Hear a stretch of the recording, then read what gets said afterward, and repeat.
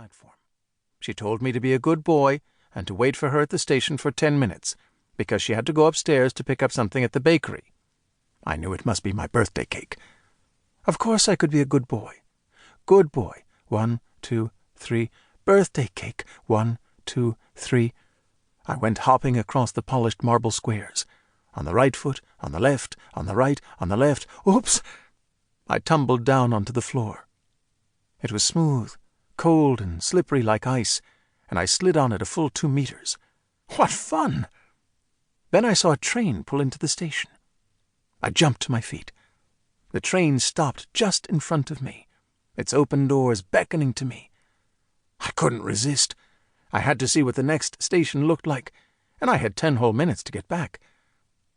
Once I was on the train, it was fun to guess what color light would flash next within the darkness of the tunnel. Green, yellow, white, red.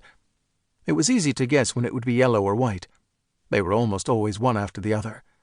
Green was at the beginning of the tunnel, red at the end, so the most exciting part was to guess when the red light would flash through the window, because immediately afterward the train would fly into the station. When the train came to a stop, I charged out onto the platform and raced through the station to the escalator. But what on earth was that? I'd never seen an escalator like the one at this station. For a long time, I just stood at the bottom of it in wonderment. Upward went the endless stairs. If there was an end, it certainly could not be seen from the bottom. 3 deep red ribbed paths soared up, and between them bright lights shone on golden stands. The path was long, like life. For a moment I was scared to step onto that escalator, but the temptation was enormous. I swallowed the lump in my throat and took the step that separates the stationary from the moving. The escalator slid under my feet, lifting me lightly, smoothly breaking up into stairs, and carrying me in an unknown way to an unknown place. For me, the bliss was indescribable. But there were people who couldn't keep from running even on such wonderful stairs. They were rushing somewhere, passing the ones who were standing still.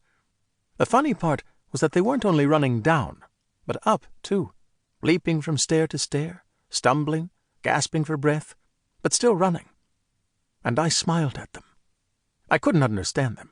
Why run when you can move without any effort and just revel in the pleasure of the smooth, constant movement? I closed my eyes. The slight vibration was all that told me I was moving. I reached out in search of the guardrail. My fingers started walking on it like the legs of a little naked man. He pranced slowly at first, then faster and faster. In the darkness of shut eyes, I had to try hard to keep him from stumbling on the metal strips. He did okay. He ran alongside me, jumping at each 7th step. All the while, the light bulbs played like red suns through my eyelids. Sunrise and sunset, alternating in a measured rhythm. At one point, I had a strange sensation. I felt as if this had happened somewhere, some time before.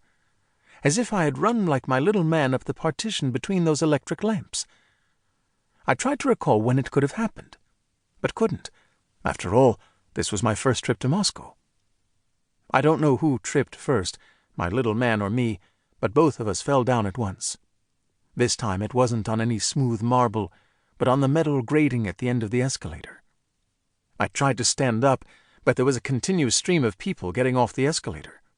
They stepped over me, pushed me off to the side, pressed me against the divider, dragged me toward the exit, and finally forced me out into the street. I scurried back inside through the other door, but smacked right into a lady controller, whose indomitable stomach blocked the way.